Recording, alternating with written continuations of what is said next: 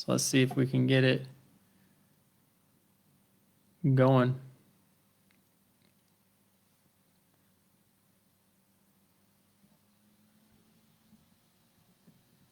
Yeah.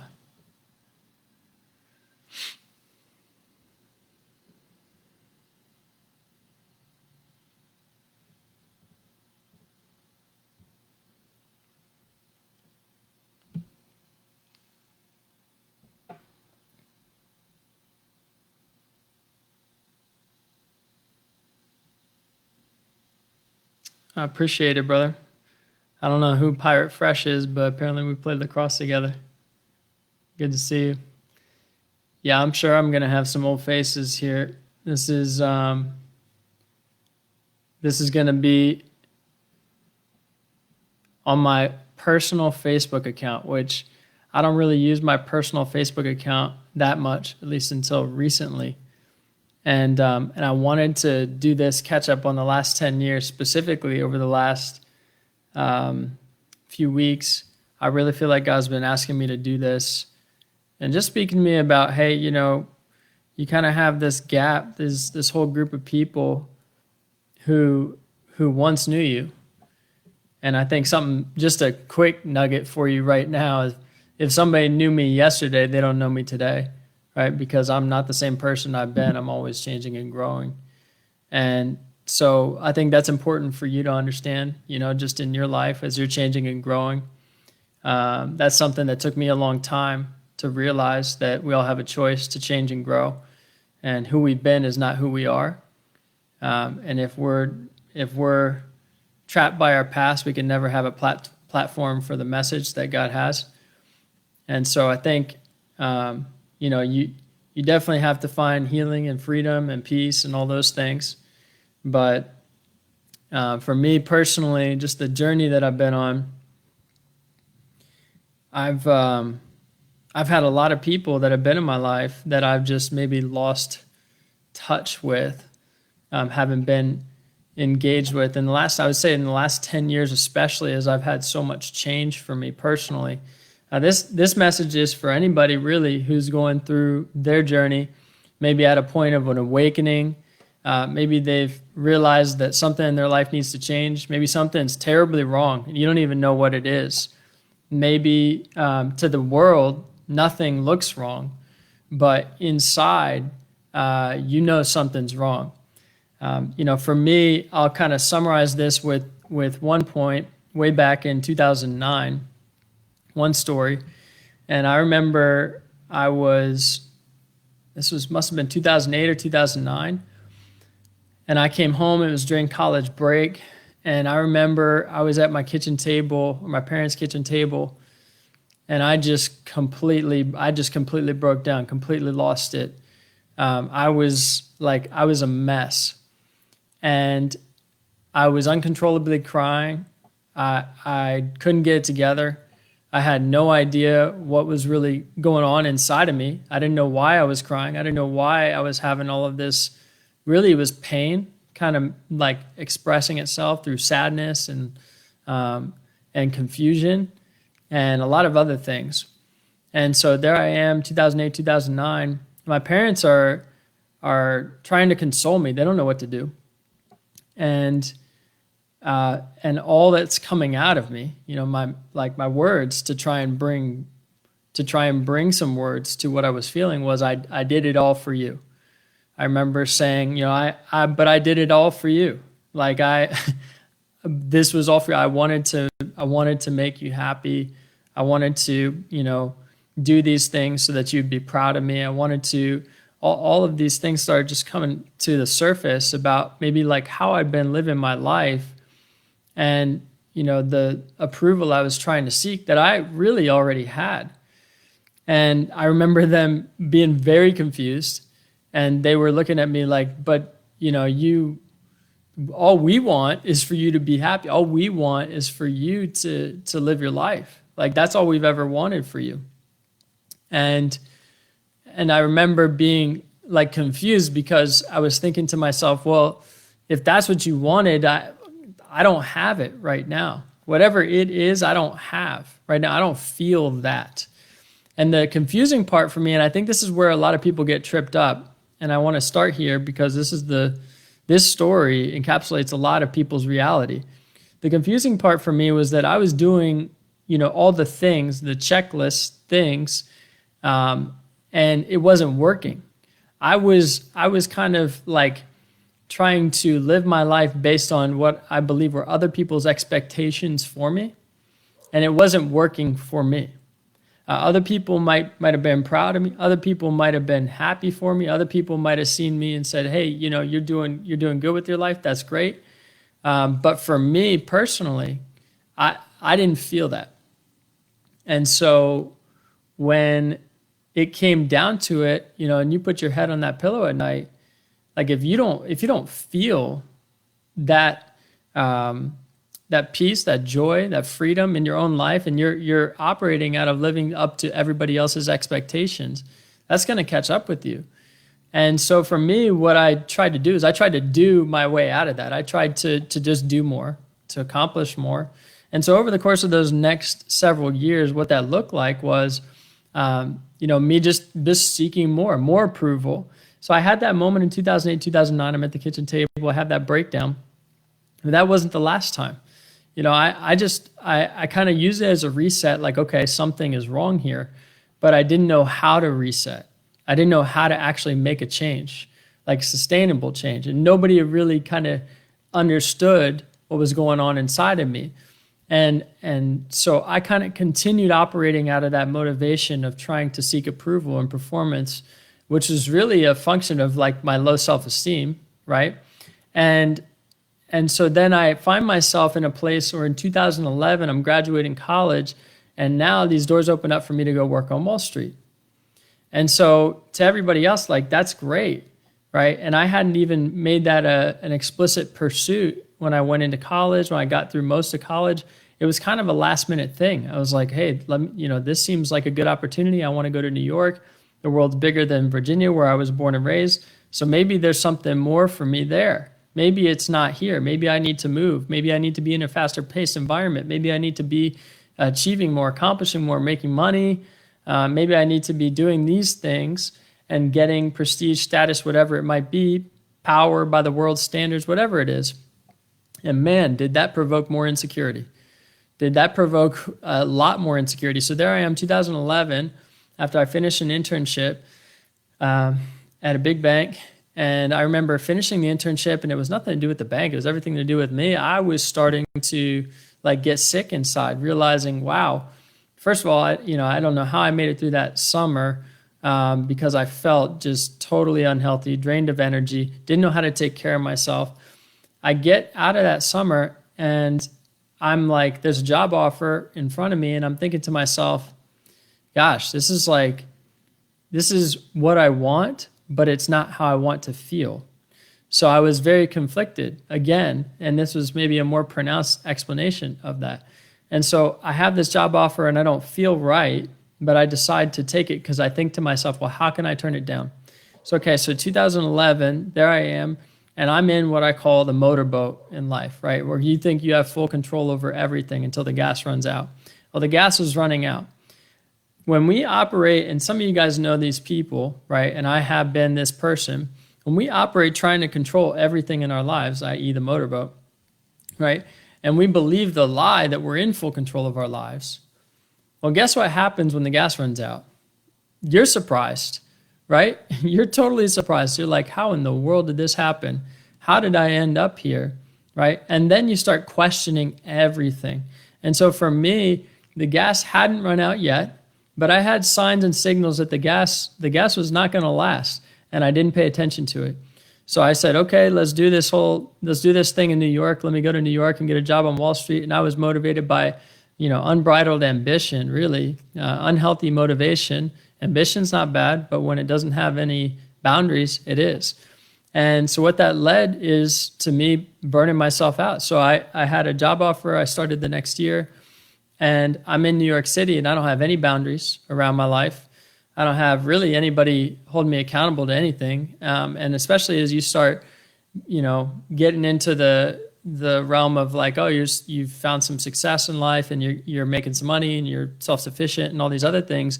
you start believing the lie. You start believing the lie that like, oh, I don't really need all these other things in my life.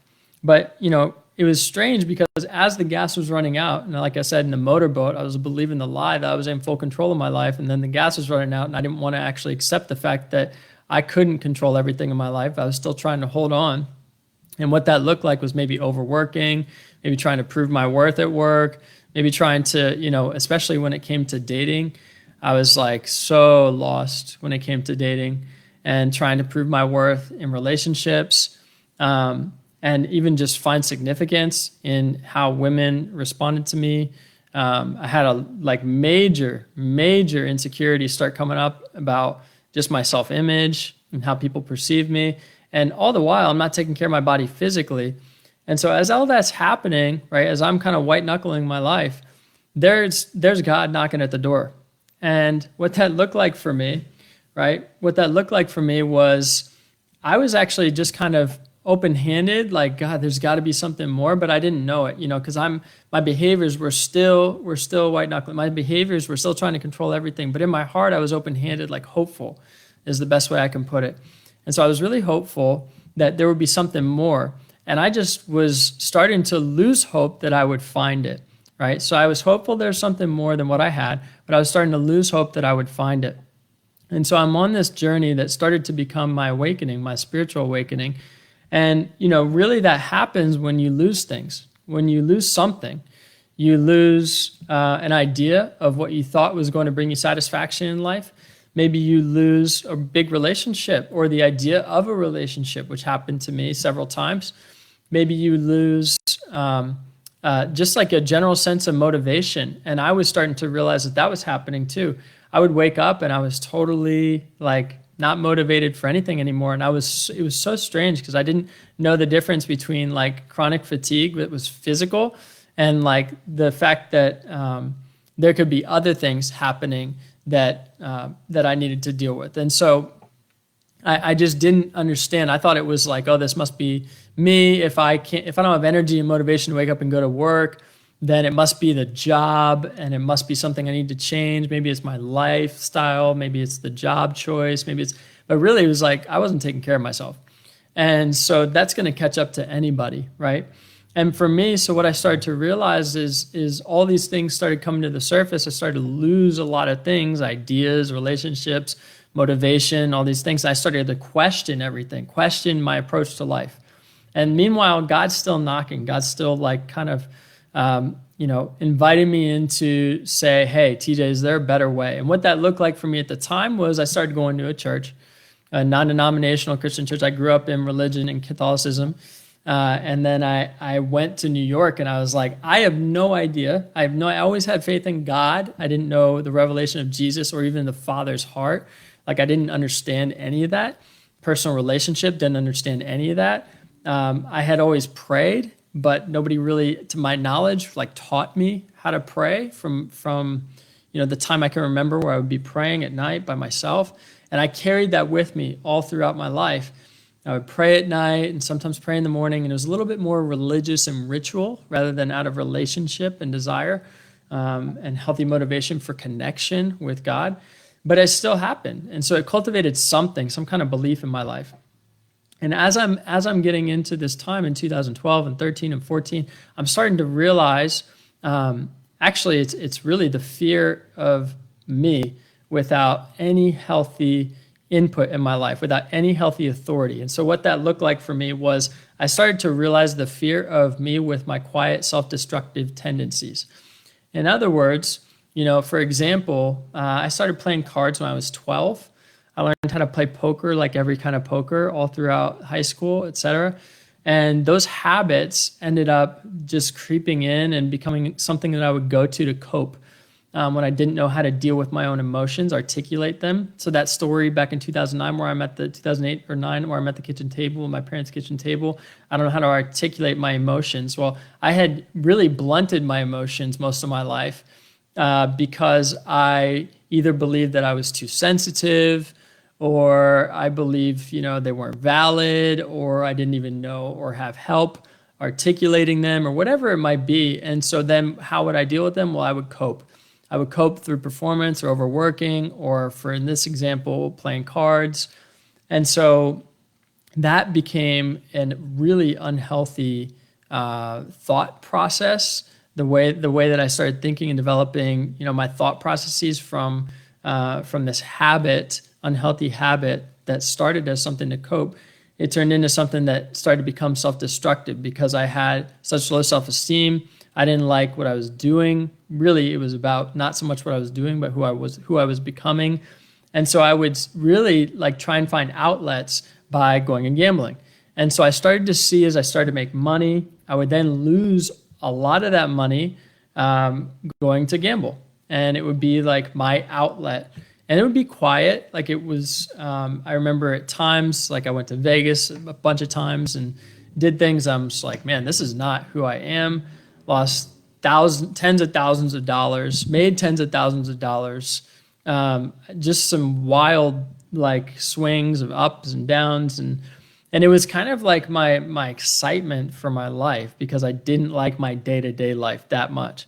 So as I started going through 2012, 13, 14, here I am kind of living this quiet life, trying to figure out my own personal life and feeling just totally exhausted. Anytime I'm on the weekends or time off work, whether it's after work or whatever, I'm misguided, I'm lost. I know something's wrong, but I don't even know where to begin. I'm not taking care of myself, and I have unhealthy, quietly destructive habits that are starting to creep in. So you can imagine this is a recipe for a disaster, right? And that's what happened in my life. That's what happened, a disaster. I mean, I say a disaster we're not talking natural disaster in this case, but we're talking I basically self-destructed several times over the course of the last 10 years. And the next time that really became apparent was as I started to see that it was affecting me in my emotion, my irritability. I would become super irritable and super disgusted with people. I would become kind of ruthless. The worst parts of me would come out just in my day-to-day conversations when I would have impatience for people, severe judgment of people, and all these things that were maybe, some cultural, maybe where I was working and who I was working with, I don't know. But it was a lot of me. I take responsibility because I was not healthy. I didn't have the right energy. And if your energy sucks, your mindset sucks. And so that's what started happening to me is my mindset really started to go south. And so I didn't like who I was. I didn't like what I was doing. I didn't like who I was becoming. That's a really tough spot to be in. And I have a feeling there's a lot of people who might understand or at least empathize.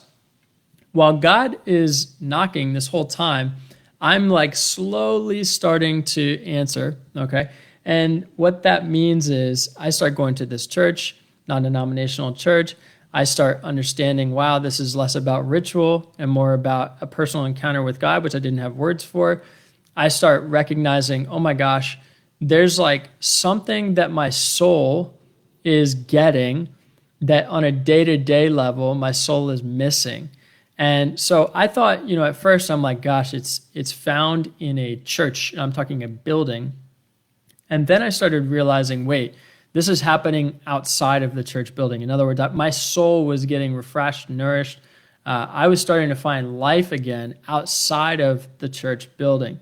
And it started happening through I'll never forget this one moment is the first kind of step in that journey was when my prayer life went from private to more public. And what I mean by that is I had always been and kept my faith very personal and very quiet.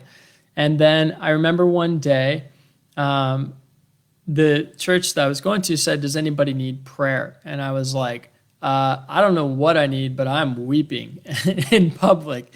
And so I definitely need something. And nobody had ever prayed for me, to my knowledge, in front of me at least, maybe quietly, but they never told me. And so I go up and I actually get prayer. And I get prayer from a guy named Simon. And I remember he's looking at me and he's smiling, he's laughing.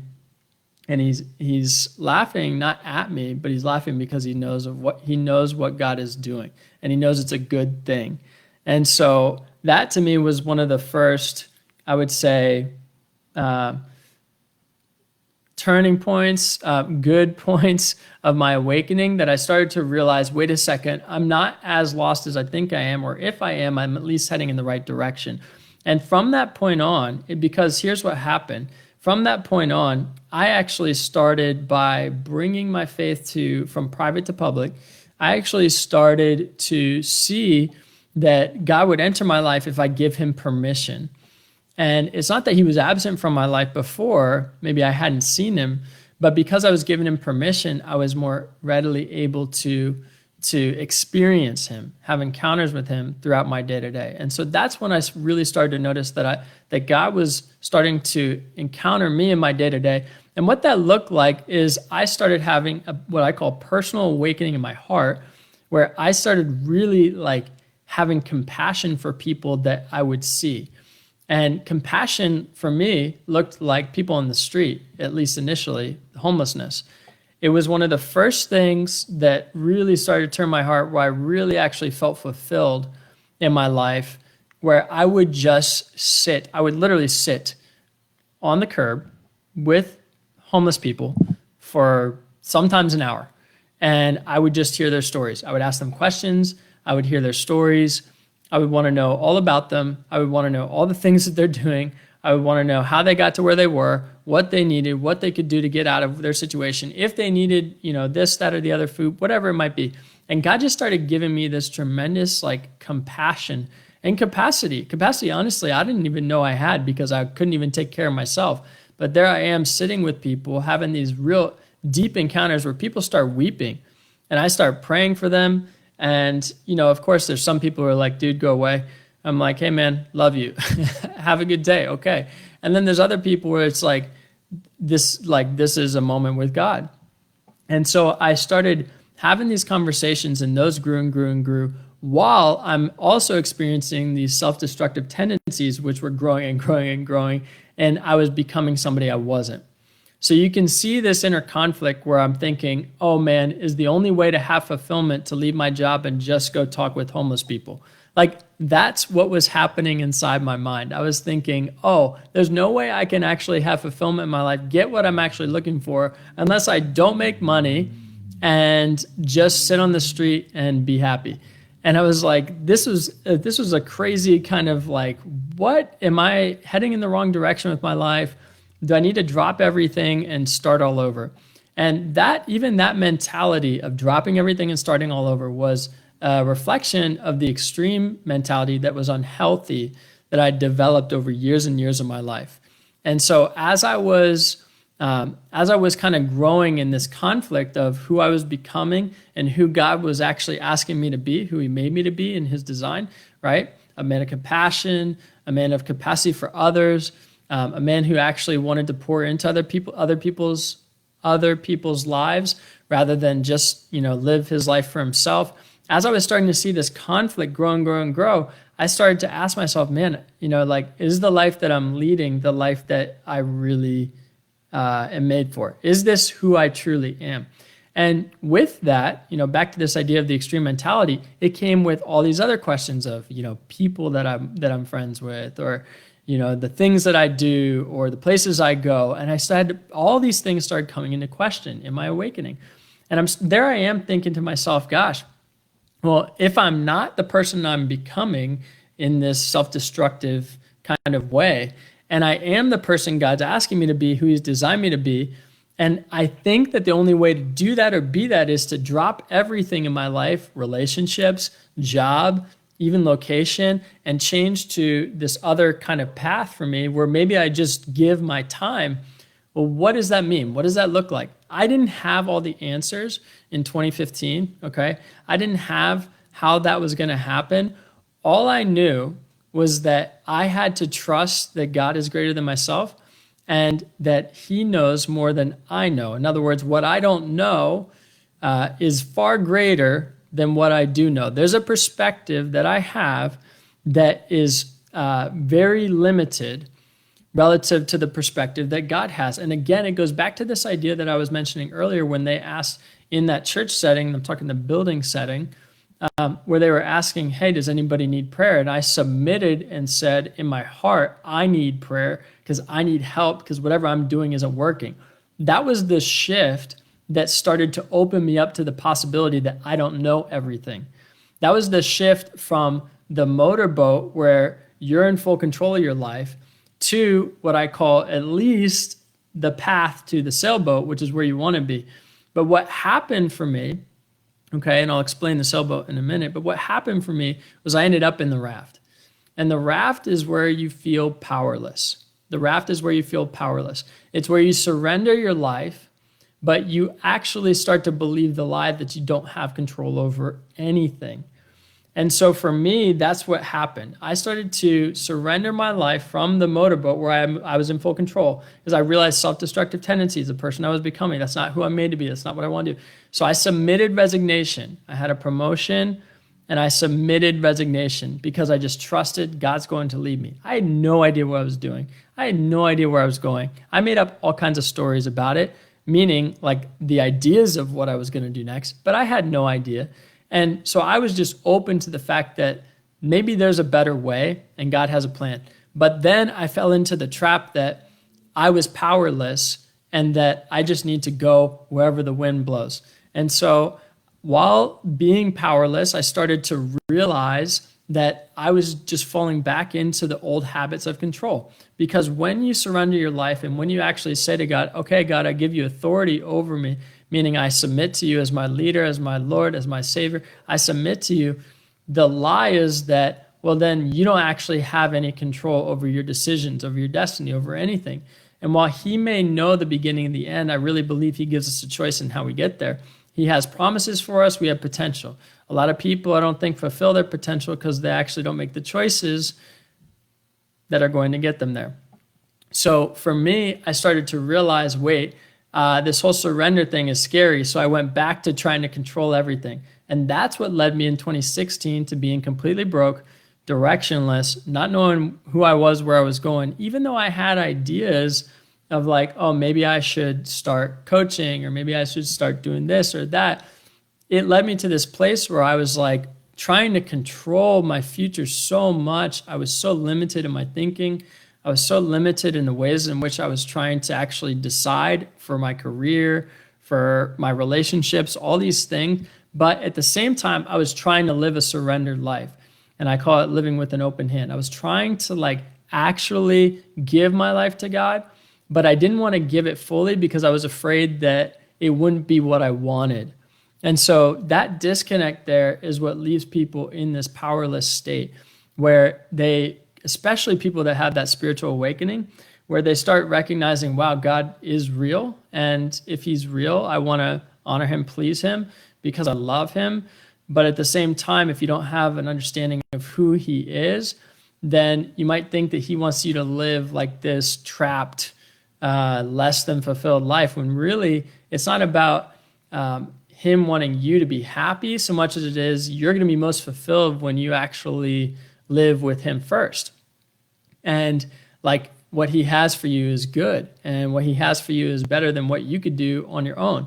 And I didn't realize all of that. I didn't fully trust him, but I was slowly starting to let go. So I'm in this wrestle between the motorboat and the raft, the motorboat and the raft, trying to control everything, letting go of everything, trying to control all these decisions about my future, giving it to God and saying, okay, I trust you. And maybe actually I don't have any control. So I'll just try and like sit here and read the Bible all day and kind of continue with my old ways. And that's what was happening. And so in 2016, after I'd moved out of New York, I moved to Richmond, I moved back to New York within a few months, God convicted me. There's this whole thing. I ended a relationship. I ended up getting into stock options in the market, losing all my money. I ended up going through getting some help and getting a couple days of one-on-one facilitation, coaching, and then realized, okay, there's some paths for me. There's some opportunity, but I was still afraid. I was still scared to take those steps because I was afraid of what other people would think, which, fear of man will absolutely kill your dreams. And so I'm going through this whole process and I'm going through these things. And I get into really right at the end of 2016, and I start doing things that actually matter to me. I start actually coaching and helping people, and I start seeing that you can make some money helping people. And I'm like, man, well, what does this all mean? Because I thought that, if you were going to really help people and feel fulfilled and have your soul like come alive, that you couldn't make money. Like these two ideas didn't connect with me. And what I realized is I actually needed to be in a position where I didn't need to, but I happened to find myself in a position where I didn't have any money. I didn't really have another choice. I was like, well, I could go back and do what I did before because I didn't have any money, or I can do what I've always done. And that's when God stepped in. And 2015, 16 is really when I started having what's called just revelation. I started getting people encountering me, people I've never met before, speaking into my life, saying, you're called to speak to nations, to tear out bondage and deep-rooted bondage in people's hearts, to set them free. There's a new season for you, all these things. And I'm like, I don't know what this means. I don't know who you are. They're giving me words to encourage me. And really, they're speaking directly into my life. Like I start weeping. And so it's called prophecy, and prophecy is meant to strengthen or encourage you to be empowered to live the life that you have ahead of you and that God has for you.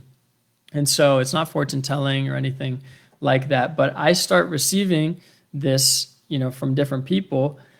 And then I actually start getting practical help, like a friend says, hey, I'm be praying for you. I've been praying for you. And, I know we've talked about the whole money thing, and I want to gift you money. And then I have a vision for an event, and I want to start this event, and I'm really scared because I'm afraid of what other people will think. And so then I start this seminar called Welcome to Yourself.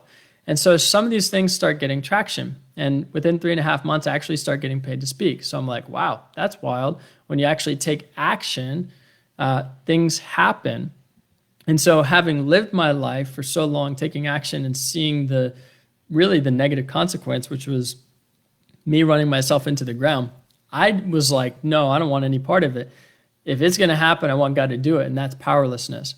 And so then this other part, the sailboat is where we want to live. And that's where I started recognizing if it's going to happen, I want God to do it. And I'm going to take action, do my part in the natural, in the seen, in the world that I live in, and let him do his part in the supernatural, or the unseen, the things that couldn't happen without him.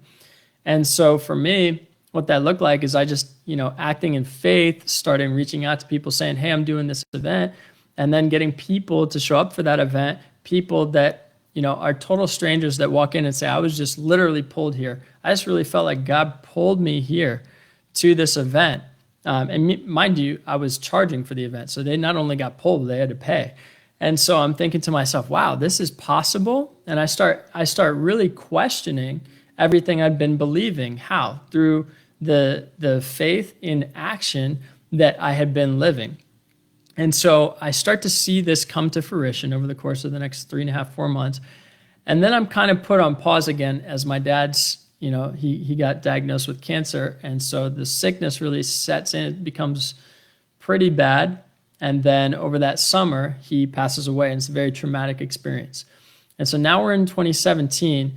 And mind you, I feel light years away from where I'd been and the life I'd been living on Wall Street. I'm feeling completely like I don't know where I am, because the person I am is so different from the person I'd been.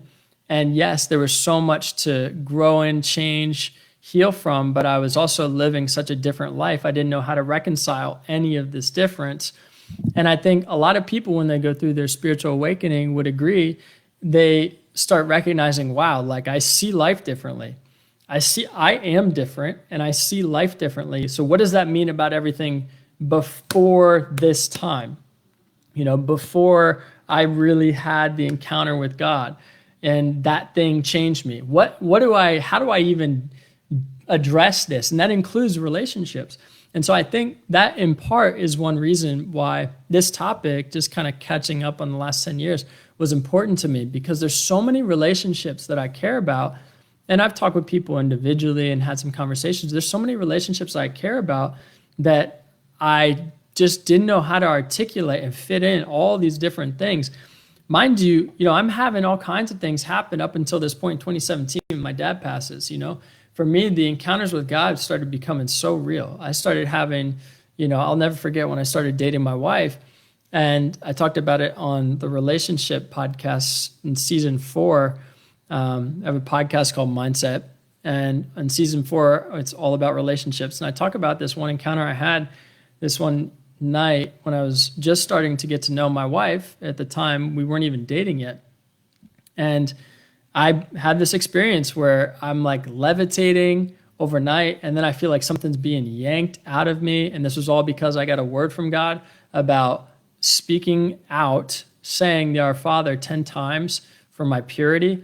I didn't understand what any of that meant, but I was starting to learn to hear God's voice, and that was becoming real to me. And so I did it. Nobody told me anything. It was just me in my own kind of space, my room, quiet place. And so I did it. And that night I go through what's called deliverance or freedom, where I actually have this experience where something is being pulled out of me. Something's being rooted out of me. Over the course of the next several years, even just in my relationship with my wife, all these things about purity start to come to light. All these things in counseling that start to come up about purity and how all that happened in my life, and like where purity kind of went away, which purity, by the way, and the way I'm talking about it is not just about like, having sex before marriage or not. To me, it was so much more about what God wanted to speak into my life about, my heart, and like purifying my heart and the way that I saw women specifically. And that's we talked about gambling and how that was a coping mechanism. In many ways, I had certain aspects of relationships with women that were also coping mechanisms. And so I started to see that, and those would become highlighted to me, and I would start to feel really guilty or really ashamed of like how I treated people or things I'd done. And then God would kind of gently give me reminders that I'm forgiven, but not, in that same breath, it was like, but you need to change.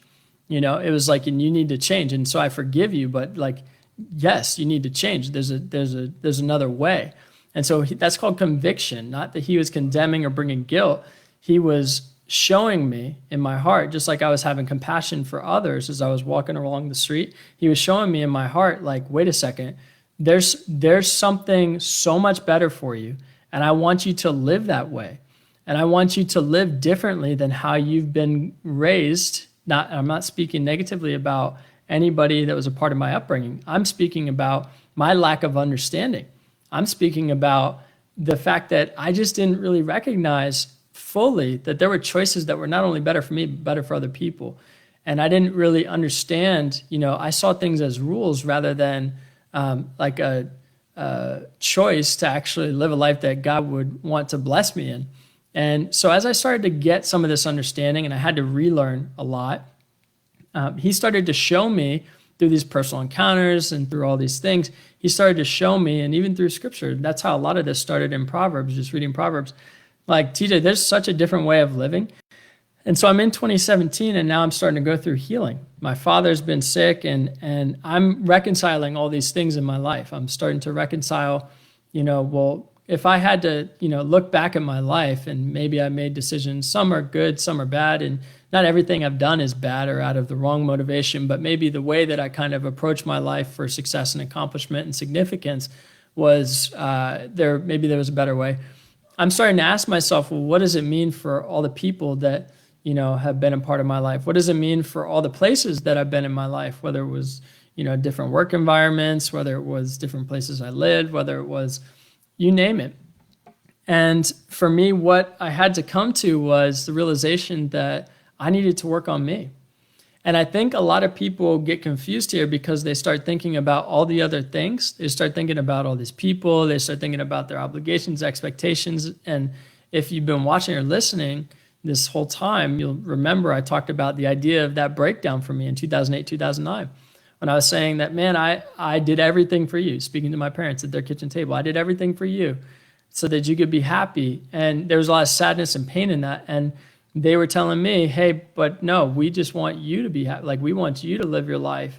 And I didn't understand that because I'd been living under the idea of meeting others' expectations. And when you've been living that way for most of your life, living to meet others' expectations, it's a big change mentally. It's a big change to actually give yourself permission to work on yourself. It's a big change to let go of the idea that other people are expecting you to show up for them, or expecting you to be a friend, or expecting you to, meet unhealthy expectations, frankly, because you've done so for so long. because you wanted to manage other people's responses and you didn't want to bear the consequence of their unhappiness. So you managed their expectations and maybe did so in an unhealthy way. Like it's a big change when you have to do that. And you have to say, you know what? I got to put boundaries around me. Earlier, I was talking about how I lived boundaryless. God was showing me how to put boundaries around myself. He was showing me how to do it through not giving attention to everybody else. And the only way that I was really able to do that was when I recognized how bad the pain was within me, how bad the hurt was within me. And that was revealed to me when my dad died. That was revealed to me because that was one of the deepest wounds I could have had. And it opened up, and I say one of the deepest because it actually opened up deeper wounds. So when you experience pain or loss in your life, what happens, what a lot of people don't talk about or bring to light, is that it actually surfaces other moments or experiences of pain or loss in your life.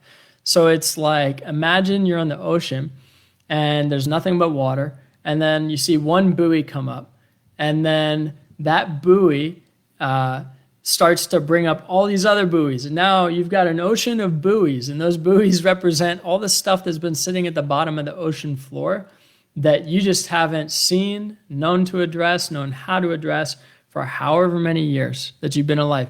And some of those things, some of those buoys that come up off the ocean floor, some of those things are generational.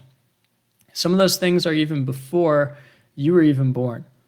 And for me, what I had to do, what I didn't know about, and I'm just so thankful to God they didn't tell me everything before it happened, because I would have been like, I'm not up for this journey.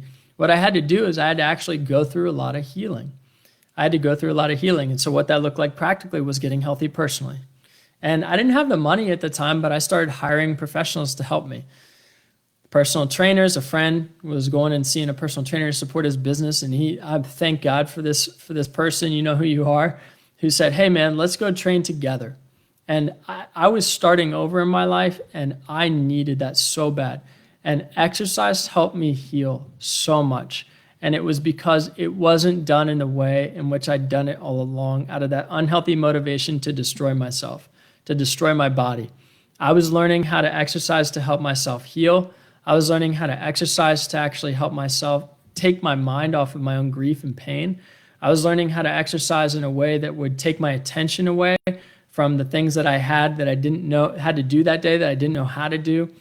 Like I was using exercise truly as medicine. And I'm so thankful for that. I'm so thankful to those people, you know exactly who you are, who helped me get back started on that journey, because exercise really helped me.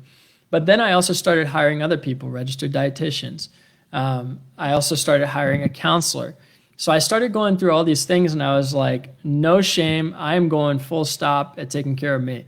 And you know what's funny is I wasn't even doing it out of like a selfish, really like deep, I got to take care of myself. I'm motivated by other people. And at the time I was starting to coach other people, and I recognized that there were a lot of things that they needed to know and do in terms of taking care of themselves, because people were asking these questions about, how do I find purpose? How do I get direction and clarity in my life and all these things? They're getting 5 hours of sleep. And I'm like, dang guys, like I've been there. I know that doesn't work. And so while I was on my journey, I started recognizing other people needed the very same thing. And, you know, if you can't have a clear head, how are you supposed to figure out what you do next with your life? Like if you can't be present, how are you supposed to find purpose? Because purpose really is found day to day in the present. Yes, there's big calling purpose, but there's like a purpose for you showing up at the gas station, saying hi to somebody, and making their day. And most people aren't present enough to even experience that or understand that. And so I started seeing this in my own life. I started saying, man, I need to change. But I started saying that and I started seeing that because I saw other people needed me to do it with them and for them as in a way of leading. And so for me, that was what motivated me. So if you're listening and you're like, man, you know, I don't know how to even bring myself to give myself permission to focus on me, allow that to motivate you. Other people need you. And if you're that type of person, then allow that to motivate you. What I saw happen over the course of that time, so let's just call it 2017 now to 2020, let's call it 3 years of counseling. I had inner healing and all these things happen during prayer. I had this incredibly powerful experience where I went through generational healing a year before I met my biological father, who I ended up finding out was not the guy on my adoption papers. And which happened to be 2 years to the date after my dad died. My dad died July 23rd in 2017. 2 years later to the date, July 23rd, 2019, I wake up to an email from my biological father after we'd been connected through so-and-so, and end up finding out, wait a second, we didn't know that this was not the same person on my adoption papers. And ever since then, I discovered this whole new element, whole new side of me that I didn't even understand. I didn't even know, part of my own legacy, right? And my own life. But had I not gone through that healing, and maybe I left out for some of you who don't know I'm adopted, but now you know. But had I not gone through that healing during that journey, right, over those several years' time, then I wouldn't have been ready to receive that gift, that blessing that was given to me of getting to connect with biological family, right? Because I would have been, from a motivation of I have need. Maybe I need to be striving. Maybe I need to be performing. Maybe I need to be something that I'm not, someone that I'm not for these people, this person, to try and prove my worth or significance. And because God had already affirmed that to me, and I had made that, or had that understanding that that was real in my own heart through my personal relationship encounters with Him, through really reading Scripture and getting that inside of me as I was having all of these other things happen in the spirit, spiritually, I would have not been where I needed to be to really receive that blessing. And that's just one example, right? But there are so many other examples along the way, whether it was working with certain people, whether it was inviting certain people into my life, like my wife and her family, all of these things. So the kind of message that I have you take away from that is, as we talked about earlier, the motorboat where you think you're in control of everything, but then you realize the gas runs out, and then you might believe the lie that you're in the raft, right? And that's the powerlessness, right? You just let God do whatever with your life, to go wherever with your life. But I started to realize that there is this third idea, and I think this idea, the boats actually themselves, this idea came from Leaders Who Last. I believe there's so many books and things I've taken good wisdom to develop my thoughts. I can't name with certainty, but I want to say it's Leaders Who Last. And this idea of the boats really resonates with me, and I've used it many times because and I've elaborated on this because it makes so much sense. If we're not meant to live in the motorboat and in the raft, well, then what boat are we meant to live in? And that is the sailboat. And it's, for me, the epitome of this journey over the last 10 years has been learning how to live in the sailboat, learning how to live with an open hand, recognizing I can submit to God and His authority as a leader, as a father of my life. He's like the one I give full authority to, right? And I looked for direction and guidance from. But then also recognizing that I have decisions, that I have choice, that I have certain things that I can be doing to get me in the right direction. And for a lot of that time in my life, really, I didn't know what direction to go. And so if you think about this metaphor of the sailboat, it was really about me putting the sails down, because I don't know where I'm going, putting the sails down and doing the hard work of actually working on myself. And so, as that happened, I started to see, oh my gosh, there's so many things that were needed for me to be stronger and ready. And as I did that work on myself, and as I allowed God to really do work in me, healing, deep healing in my heart, but also changing the things that I think about in my mind and the way that I live my life on a day-to-day basis, and even how I approach work and all these other things. As I did that, I started to see, oh my gosh, I actually have control or power over my destiny, over my future, decisions that I can make. But I need to know which way I'm meant to be going, which direction I'm meant to be going, because I can't control which way the wind blows.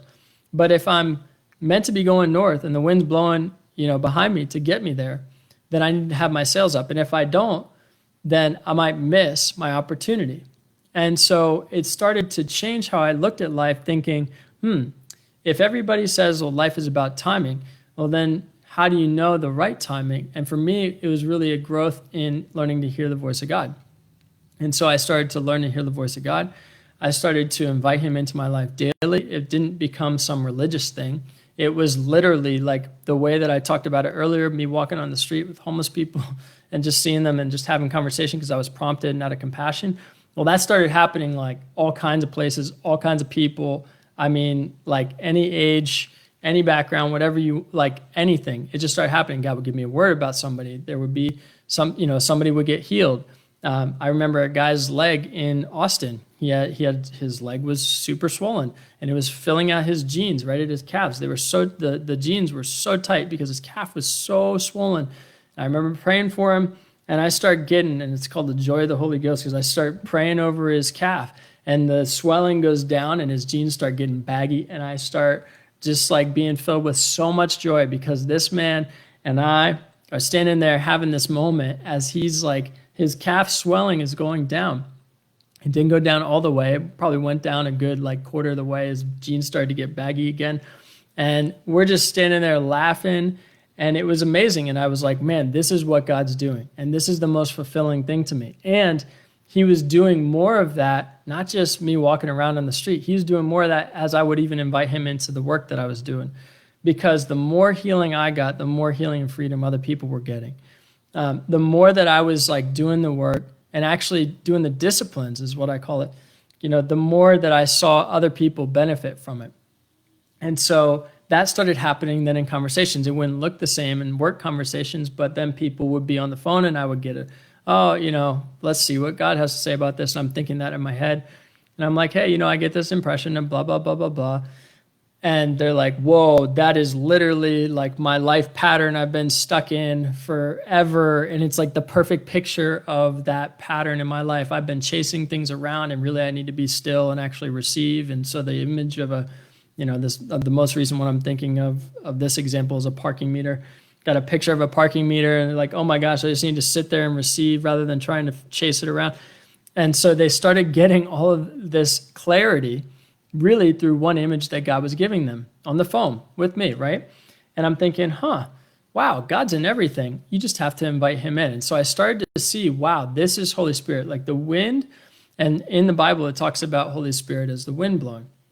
You don't know which way it's coming from or which way it's going, but you know the sound of it blowing. And that for me has been learning to live in the sailboat, which is living open-handed, right? Having all, possessing none, saying, God, you give me this today. You give me the place I'm living in. You give me this opportunity. You give me the people to work with. You give me a team. You're my wife. You got all these things.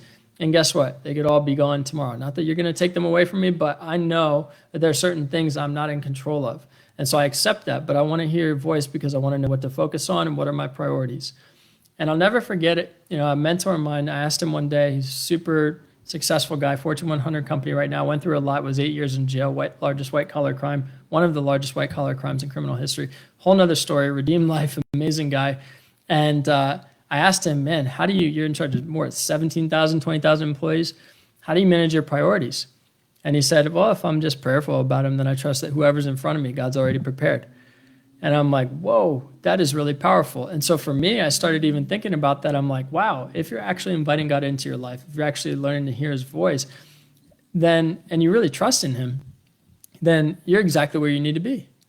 You're exactly where you need to be, right? And so when you think about that and you're thinking about, well, I question like, what should I be doing next? And how should I be living out my purpose and all these other things? And it's like, hold on a second. If you're truly inviting God into your life, are you exactly where you need to be? The answer is yes. Then the question is, well, what are your priorities? Are you being prayerful about what you need to give your energy and attention to? And there's some practical things that we walk through now, and that's the journey that I've been on, where I had to really address my health. I had to get free. I had to think about how I'm actually a person of value and impact and how I actually bring that impact to the world, and then how that makes money. That's the journey that I kind of had to go through, but it's no different for you. And so for me, in terms of living in the sailboat, what I've found is there's just a lot more peace. There's a lot more energy, a lot more clarity, a lot more focus, a lot more purpose, all these things. But it took me on this journey. It took me going through this journey where there was a lot of confusion. There was a lot of uncertainty. There was a lot of guilt that I put on myself, shame I put on myself for who I was and who I was becoming, decisions I'd made that I hadn't received full forgiveness from. There were a lot of things that I tried and that didn't work, and I would get frustrated. And so I'm sharing all this to say, like, for people who are kind of in that place where you're going through your awakening and you're trying to figure out, I haven't arrived at all. I don't even think we're ever going to arrive. But what I can say is that, and I'm talking on this earth, I don't think we're going to arrive. What I can say is I think that people have a huge opportunity to see their life differently. And I always say, when you change the way you look at things, the things you look at start to change. And for me, this whole thing is about perspective. And for the last 10 years, even just recapping some of these things, the journey, right? Even just recapping some of these things for me personally has been revealing of like, wow, God's actually brought me through a lot. I haven't shared, all the stories of this, that, and the other, but just the high level journey of recognizing from that moment in 2008, 2009, when I really had, things going for me, but didn't feel it, to the point where I was still trying to make that work, 5 years later, and it wasn't working, to the point where I kind of came to my own end and I was burned out, and I said, you know what? I got to actually just like let go. And I got to just let God in, give him permission. For me, what that looked like was not having clarity about all these things of what was next. It was just being present in the moment. And it was just recognizing that there's only so much I can control. And that if this is what I really believe God is asking me to do, well, even if I make the mistake, at least I have the right intent, and at least he's bigger than my mistakes. So having all of that understanding, going through these different experiences where I made mistakes and he was still bigger, where I lost all my money and you still had a friend show up saying, hey, I want to gift this to you, and then where I even had another slip up with money years later, where I had somebody who's almost really a stranger say, hey, I want to gift this to you. He started showing me compassion in so many different instances. Like, TJ, I see your heart and I'm so much bigger than your mistakes. And he started showing me that grace.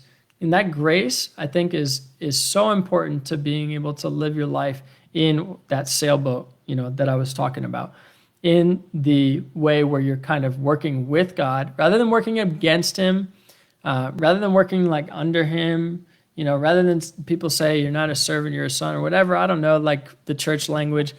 But what it is it's really understanding kind of your right standing with God and how that you can actually have some authority in your life, even while you give him the authority over your life. And people kind of miss that because they've suffered the consequence of either, like I did, having too much authority and leading to self-destructive tendencies, or realizing that they don't have authority and that that state of powerlessness is really like, and I guess the church's way of saying this is like people need to live in a state of powerlessness because really God's the only one in control. And it's like both of those ideas, I get it, but the kind of path that is really going to be best for people, healthiest for people, is where they recognize there is power of choice. There is power of choice. You're not powerless. You have power over your choices, and God can influence them if you let him. And so for me, the last 10 years of this journey has really been about that. It has really been about letting God in to influence my decisions and learning how to make decisions with him rather than trying to make decisions on my own, thinking I know everything, thinking that, my ambition is really the healthy motivation, or not even really considering whether I had healthy or unhealthy motivation. All those things are worth considering, especially if in your kind of season of awakening. And I would say this, because I mentioned this earlier, when it comes to like that point of recognizing, hey, I'm a bit of a different person than who I've been. I've made conscious decisions that have led me to be a different person. What does that mean about all these people, places, things I've been involved with before? I think I shared about this, not too long ago. And I think that it's really important for us to understand that, outgrowing your upbringing or even your adult life for some of you, outgrowing that is not dishonoring to the people that supported you, that cared for you, that contributed to your life. It should actually be honoring and really, like, in a way, it should be lifting them up because of the life that you're living. In other words, that they contributed towards the life that you're living. And a lot of people, I think, miss the fact that, it's a good thing to continue growing. Growth is a choice. It's also going to require change. You can't grow and not change. Growth is a choice, and it requires change, and change is not bad. And change can be hard. It's guaranteed in life, but it's not a bad thing.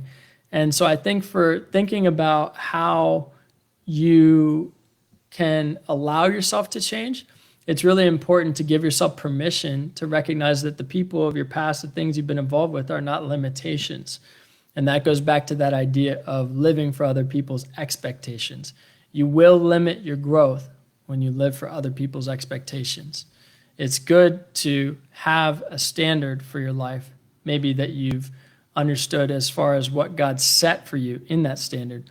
It's not good to live up to other people's expectations as your own standard, because if you guys are not submitted to the same authority, I guarantee you it's going to be limiting.